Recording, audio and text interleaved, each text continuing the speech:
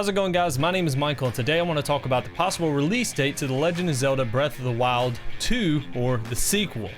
Now, back at E3, Nintendo actually announced the official release, I guess you could say, of Breath of the Wild 2 with a small video trailer. And in that trailer, it kind of goes through Zelda and Link traveling through this mine-looking thing. They come across what I think is a mummified Ganondorf. There's a spell around them. Link absorbs a spell. The mummified Ganondorf comes back to life. Shortly after that, there's a big earthquake that happens at Hyrule Castle. And if you watch my last video and stuff, I actually kind of talk about that trailer in full and a few things I think that the next the Breath of the Wild sequel, I guess you could say, really needs to be a really good game.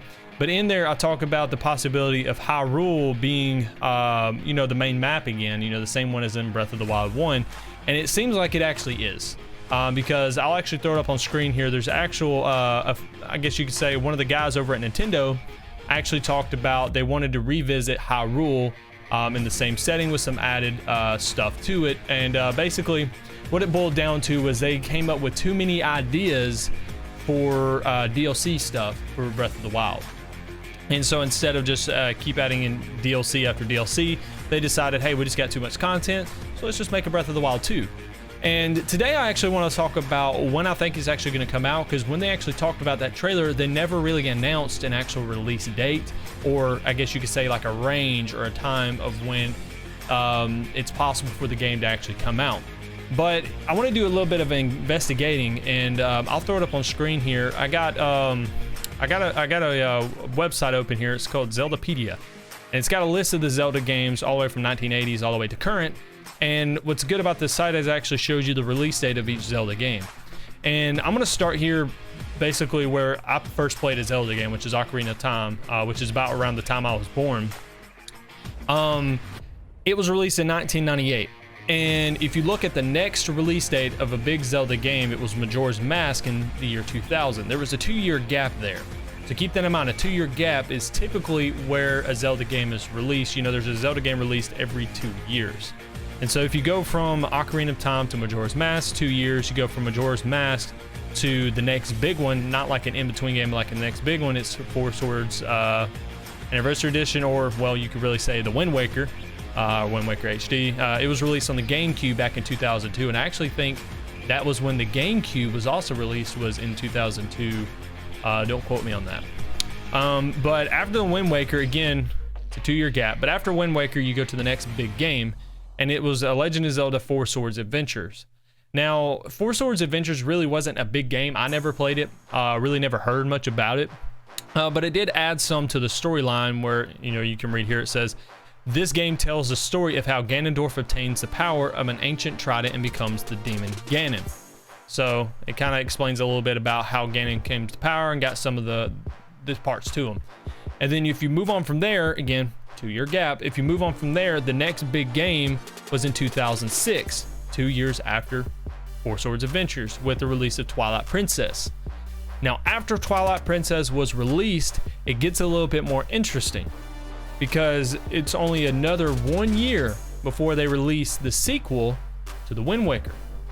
And so what I'm really trying to figure out is exactly when we think the Breath of the Wild 2 or sequel is actually going to come out. And I want to look at how Nintendo has released sequels in the past. And again, like I was talking about with the Wind Waker, Twilight Princess, Phantom Hourglass being a little bit different, I'm going to look at the sequel kind of Phantom Hourglass. And if you look at the actual sequel, I'm going to pull up kind of the development part of the Phantom Hourglass. And if you read down here, it says the game was first shown to the public at the 2006 Game Developers Conference, where Satoru Iwata, I guess it's probably really bad pronunciation of the name, but he revealed the game in the form of a trailer. Again, the kind of the same way that Breath of the Wild 2 has been revealed. And of course, they had a playable demo, all that kind of stuff. But then they actually announced it was going to come at the end of 2006, kind of like in the fourth quarter, or basically the holiday season. Then they had to push it back to 2007 to make sure it was ready.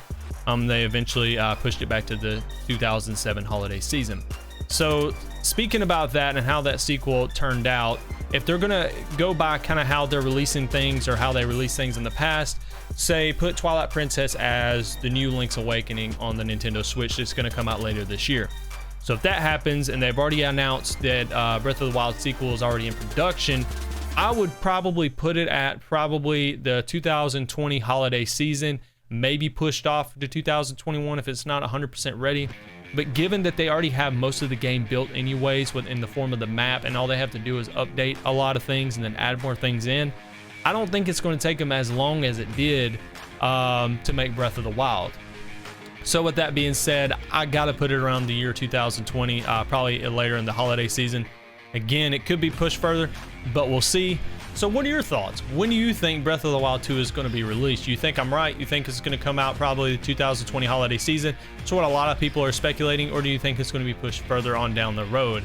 Again, it is Nintendo. I don't know exactly how they do things. Sometimes it's kind of crazy. But again, I would much rather them delay a game to get it right rather than rushing a game and it not being fully there. That's one thing that I think Nintendo does extremely well.